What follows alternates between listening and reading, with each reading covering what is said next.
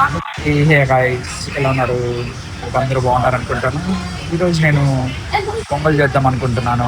పొంగల్ కావాల్సిన పదార్థాలు జీలకర్ర, మిరియాలు, అల్లము, పచ్చిమిర్చి, కరివేపాకు. కరివేపాకు లేకుండా పొంగల్ దిగద్దండి. సో ఆయిల్ వేసుకున్న తర్వాత కొంచెం నెయ్యి వేసుకోండి. నెయ్యి వేసుకుంటే మంచి టేస్ట్ వస్తుంది పొంగల్కి. జీలకర్ర వేసుకున్నాం, తర్వాత మిరియాలు, తర్వాత పచ్చిమిర్చి వేసుకోండి,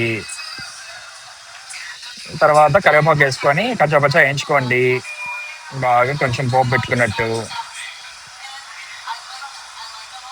నేను కొంచెం పెద్ద గరిటె తీసుకున్నాను, నాకు బాగుంటుందని వేయించడానికి. సో దాని తర్వాత అల్లం వేసుకొని కూడా కొంచెం ఫ్రై చేసుకోండి, లైక్ యూనో. తర్వాత కొంచెం పసుపు వేసుకోండి. పసుపు వేసుకుంటే ఆరోగ్యానికి మంచిది. నేను పొంగల్లో అందుకే పసుపు వేసుకుంటాను.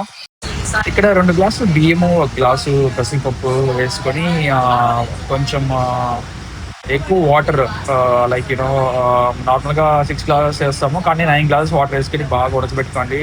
ఒక 10 విజిల్ వచ్చేదాకా ఉడకబెట్టుకొని అన్నము దాంట్లో ఈ పోపు అంతా వేసుకునేసిన తర్వాత ఆ, కొంచెం సాల్ట్ వేసుకోండి మీకు తగినంత.